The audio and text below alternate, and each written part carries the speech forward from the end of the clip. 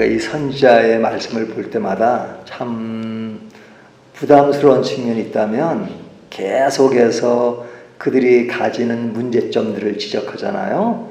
굉장히 질책 위주의 말씀입니다. 그러다 보니까 굉장히 이렇게 읽는 우리 쪽에서도 똑같은 말씀이 반복되는 것 같아서 굉장히 부담스럽게 느껴질 수가 있습니다. 하지만 그런 말씀이 또 짧지도 않아요. 예레미야만 해도 52장까지 있으니까 굉장히 길지만 그런 말씀 속에서 우리들의 어떤 것을 크게 부각시키지 않고 작다 할지라도 한 번은 우리 크게 학대해서 우리들의 모습을 좀 더 이렇게 학대해서 우리들의 모습을 좀 이렇게 깊이 점검하는 그런 시간이 됐으면 좋겠다라는 생각이 듭니다. 자, 오늘 말씀에는 하나님을 경외하지 않는 자의 모습이 어떤 것인가 하는 것을 이야기하죠. 24절을 보면 또 너희 마음으로 우리에게 이른 비와 늦은 비를 때를 따라 주시며 우리를 위하여 추수 기간을 정하시는 우리 하나님 여호와를 경외하자 말하지 아니하니. 자, 이스라엘 백성들, 유다 백성들이 여호와를 경외하자 말하지 아니하니. 그러니까 경외하지 않는다는 것이죠.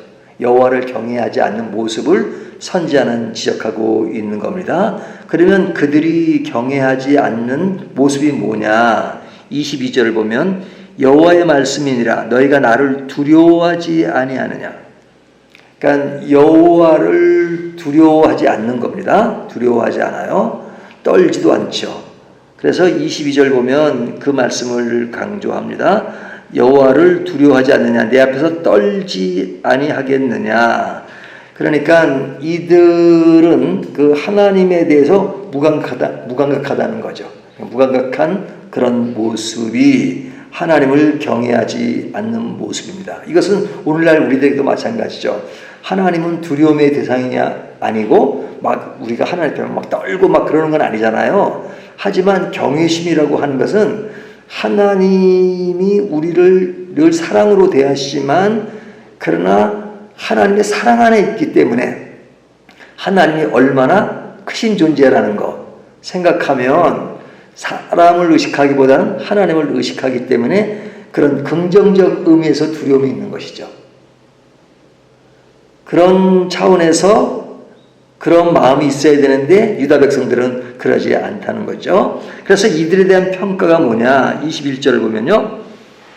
어리석고 지각이 없으며 눈이 있어도 보지 못하며 귀가 있어도 듣지 못하는 백성이요. 그러죠. 자, 이들이 어떤 모습이라고 평가해요? 어리석다, 지각이 없다, 보지 못한다, 듣지 못한다. 근데 귀가 없다고 못 듣는 게 아니에요. 귀는 있어요. 근데도 듣지 못하고 눈이 있어도 보지 못한다는 것이죠. 그러니까 실제로 물리적인 그런 형태는 다 취하고 있지만 그러니까 진짜 보아야 될 것을 보지 못한다는 것이죠. 그래서 그런 모습에 대해서 신약에 보면 로마서에 그 이방인의 죄를 이야기할 때 그들이 왜 죄인이냐, 하나님을 영화롭게도 하지 않고 감사치도 않는다 하는 말씀을 하잖아요. 그들이 여호와로 인정하지 않는 것에 대해서 하나님의 진노가 일어났다 하는 말씀을 하는 것처럼 지금 이들에게도 어리석음이 그들을 지배하고 있어서 하나님을 보지 못하고 하나님을 듣지 못하는 것, 이것을 성경이 평가하고 있는 거죠. 그들의 모습이 이런 것이다 하는 겁니다. 자, 그런 자에게 주는 메시지가 뭐냐? 22절을 다시 보면요. 여호와의 말씀이니라 너희가 나를 두려워하지 아니하느냐, 내 앞에서 떨지 아니하겠느냐. 내가 모래를 두어 바다의 한계를 삼되 그것으로 영원한 한계를 삼고 지나치지 못하게 하심으로 파도가 거세게 이나 그것을 이기지 못하며 뛰노나 그것을 넘지 못하느니라.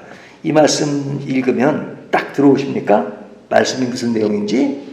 좀 이 번역이 좀 어려워요. 그래서 이럴 때는 우리가 좀 쉬운 번역을 좀 찾아보면 좋은데요.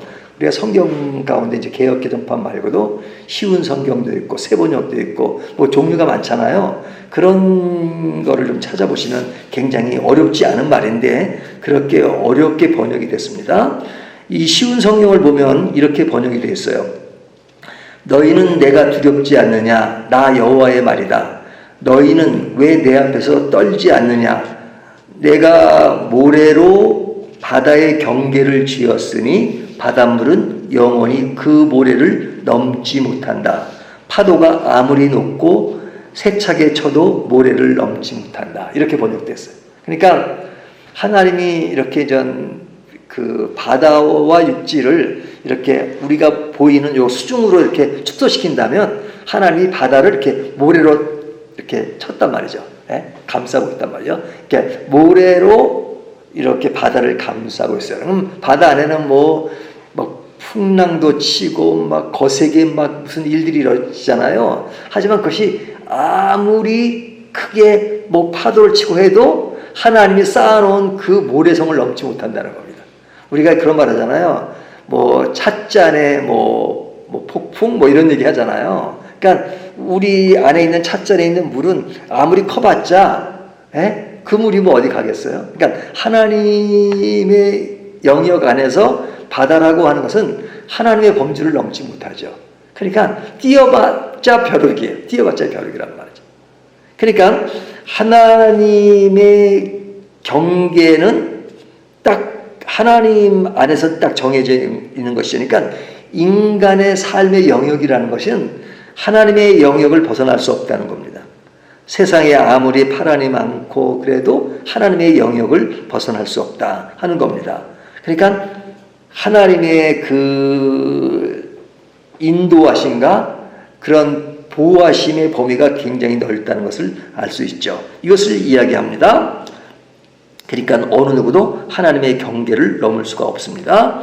또 하시는 말씀이 24절을 보면 또 너희 마음으로 우리에게 이른 비와 늦은 비를 때를 따라 주시며 우리를 위하여 추수기한을 정하시는 우리 하나님 여호와를 경외하자 말하지도 아니하니 그러죠. 자, 때를 따라 먹을 것을 주시는 분이죠. 때를 따라 먹을 것을 주시는 분. 그러니까 이 모든 것은 하나님이 이렇게 지배하시는 자연의 순리는 변함없이 이루어지고 있는 것이죠.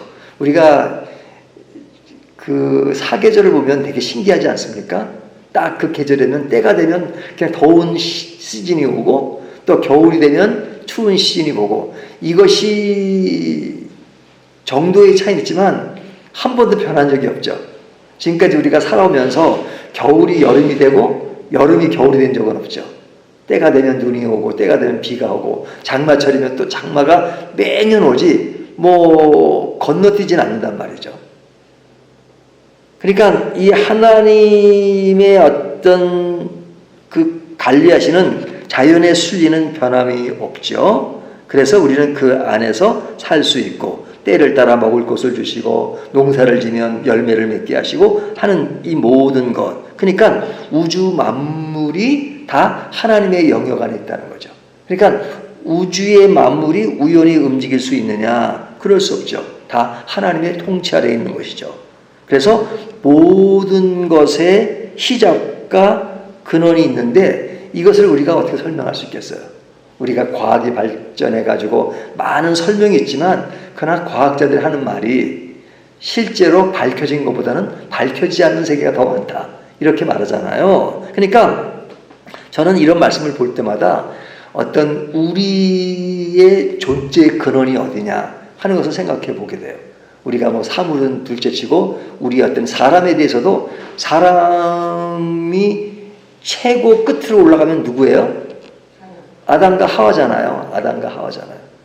그러면 아담과 하와는 누가 만드셨냐? 당연히 하나님이 만드셨죠. 그러면 하나님은 어떻게 존재하시냐? 그거 설명할 수 없죠. 하나님의 존재는 설명할 수 없어요. 하나님이 어떻게 생기셨느냐? 그러면 하나님을 만든 또 누가 있느냐? 하나님은 스스로 계신 분이라고 성경은 얘기하죠. 그러니까 성경이 우리에게는 스스로 계신 분이라는 정도밖에 이해할 수가 없어요. 근데 우리들의 이성으로 생각해 볼 때 하나님이 어떻게 처음부터 계실 수 있을까? 이게 상상이 갑니까? 그러면 만약에 하나님 전에 뭐가 있었다 그러면 이 세상의 존재, 이 우주의 존재는 어떤 것인가? 그냥 이게 우리들의 상상력을 무예요, 무. 그냥 아무런 것이 없는 건 무. 형태도 없고 아무것도 없는 거. 그 무 자체도 무라고 말할 수 없는 그런 아주 그냥 없음이에요, 없음. 뭐 없음이나 무나. 근데 지금 현재 우리가 존재하고 있잖아요. 그리고 이런 것이 참존하는 걸 보면 그런 것들이 우연이 될 수 있느냐. 먼지로부터 시작해가지고 발전해가지고 우연히 뭐가 됐다는데, 그럼 먼지는 어떻게 있느냐. 따지고 보면, 이 하나님의 존재 없이 우리가 존재한다는 것은 저는 상상이 안 가요. 그러니까 하나님을 믿지 않는 것이 더 힘들어요. 우리들의 어떤 상식을 동원해도 하나님의 존재를 빼놓고는 설명되지 못하는데, 그래서 성경은 이렇게 말하잖아요. 어리석은 자는 하나님이 없다도다. 시편의 말씀이잖아요. 그러니까 우리들의 주어진 그 삶의 영역, 이런 모든 것들이 하나님이 계신다는 것을 인정하고 증명하는 것이다 이거죠. 그러니까 지각이 없고 어리석고 보지 못하고 듣지 못하는 사람들에게 주는 메시지가 뭐냐. 모든 것이 하나님의 영역 아래에 있다. 하나님의 영역 속에 때에 따라서 주어지는 그런 모든 일들, 그런 것을 보면 하나님이 어떤 분인가를 알 수 있는데, 너희들은 그것을 보지도 못하고 듣지도 못하고 어리석고 지각이 없다 하는 것을 오늘 본문이 질책하는 겁니다. 자, 이런데도 불구하고 악한 자들의 모습은 어때요? 26절부터 31절까지는 보면 그런 악한 자의 모습, 다시 말하면 어리석고 지각이 없는, 보지 못하고 듣지 못하는 사람들의 모습은 어떠냐? 실제로 나타나는 그들의 현상이 26절부터 보면 속임이 가득합니다. 속임이 가득. 27절, 새장의 새들이 가득함 같이 너희 집들의 속임이 가득하다. 속임으로 가득 차 있어요. 그리고 권력자들은 공정하지 못해요. 28절을 보면 살찌고 윤택하며 또 행위가 심히 악하여 자기 이익을 얻으려고 송사 곧 고아의 송사를 공정하게 하지 아니하며 빈민의 재판을 공정하게 판결하지 아니하니. 여기 보면 당시의 재판장들이 공정하지 못하다는 것은 모든 것을 옳으냐 그날 판정하는 그런 사람으로 부각시킨 것이 재판장이잖아요. 그 사람들이 공정하지 못하다는 것은 그 사회가 다 공정하지 않다는 것이죠. 그래서 공정하지 않는 모습, 그것은 왜 그러냐? 자기 이익을 추구하기 위해서 그래요. 28절, 살찌고 윤택하며 또 행위가 심히 악하여 자기 이익을 얻으려고 그러죠. 자기 배를 불리고 자기 이익을 챙기고, 그런 것이 지배하는 그런 세상, 그런 악한 모습이 지금 예레미야가 예언할 때 유다의 모습이었단 말이죠. 그러니까 이런 자의 모습은 뭐예요? 무모한 거잖아요. 부정적으로 용감한 것입니다. 왜? 하나님의 영역이 어떤 것이다 하는 것을 먼저 이야기했잖아요. 그런 하나님의 역사가 진행되는 그런 가운데서 인간이 하나님이 하시는 그 일과 등지고 반대 방향으로 가는 것이야말로 진짜 무모하고 진짜 용감한 것이죠. 부정적으로. 용감한 용감이 아니라 그렇게 용감해서는 안 될 용감함을 가지고 있단 말이죠. 겁이 없는 거죠. 왜? 악이 극한 상황까지 도달해 있기 때문에. 그런 슬픔을 지금 예레미야가 이야기하고 있는 겁니다. 자, 그때 모습은 아니라 오늘날 우리들의 모습은 어떤 것인가 하는 것을 다시 한번 살피게 되죠. 자, 이런 자에 대해서 오늘 성경은 뭐라고 외치고 있는가? 21절을 보면요, 이렇게 말씀하시죠. 쭉 나가다가 제일 마지막에 귀가 있어도 듣지 못하는 백성이여 이를 들을지어다 그러죠. 들을지어다. 그러니까 끊임없이 예레미야 선지자가 자, 이런 백성이요 듣지 못하게 들어야 된다. 들어야 된다. 그렇게 이야기하죠. 22절 보면 여호와의 말씀이니라. 여호와의 말씀에 의해서 너희는 들을지어다 이렇게 말하죠. 그러니까 여호와의 말씀 그것에 귀를 기울여야 된다 그죠. 귀를 기울여. 그러니까 듣지 않는 것은 진짜 어리석은 것이죠. 21절 어리석고 지각이 없으면 눈이 있어도 보지 못하고 귀가 있어도 듣지 못하는 백성이요 들을지어다. 들어야지만 된다는 것을 강조하고 있죠. 이런 외침은 우리가 늘 들어야 하는 것이죠. 우리가 늘 말씀에 집중하는 이유가 뭐예요? 늘 들어야 하기 때문에. 그래서 사도 바울은 복음을 이미 알고 있는 교회에다 편지를 보내면서 내가 다시 말한다. 또 말한다. 그 말을 자꾸 하는 것이 복음을 이야기해도 또 시간이 지나면 그 복음의 진가를 또 잃어버리고 자꾸만 또 다른 생각을 하고 그렇게 나가요. 그러니까 바울이 또 이야기하고 또 이야기하고 구약 성경은 들을지어다 여호와의 말씀이라 여호와의 말씀이라 예레미야를 보면서 계속 반복되잖아요.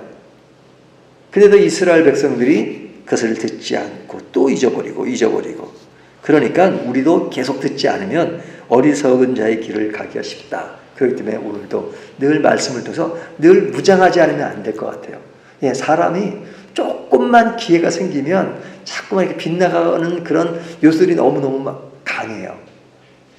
그렇기 때문에 우리가 그럴 때마다 다시 한번 말씀 앞에서 내 모습을 다시 추스리는 것 굉장히 중요하죠. 오늘 말씀 들을지어다 여호와의 말씀이니라. 우리가 여호와의 말씀을 들어야 하는 이유가 뭐냐? 여호와의 영역은 정말로 크고 그 안에 있을 때 우리들의 존재 가치가 있는 것이다. 그러니까 그것을 벗어나면 우리는 어리석고 진짜 그릇된 길로 가는 것이다. 그렇게 되면 듣지도 못하고 보지도 못하는 인간이기 때문에 우리가 그런 모습이 되었다면 다시 말씀 앞에서 듣고 다시 보고 그리고 하나님께 나아가는 것이 중요하다 하는 것을 오늘 본문이 말씀해 주고 있습니다. 이 말씀 따라서 우리가 늘 경외하는 자의 모습으로 하나님 앞에 다시 서는 저와 여러분이 되시기를 주님의 이름으로 축원합니다.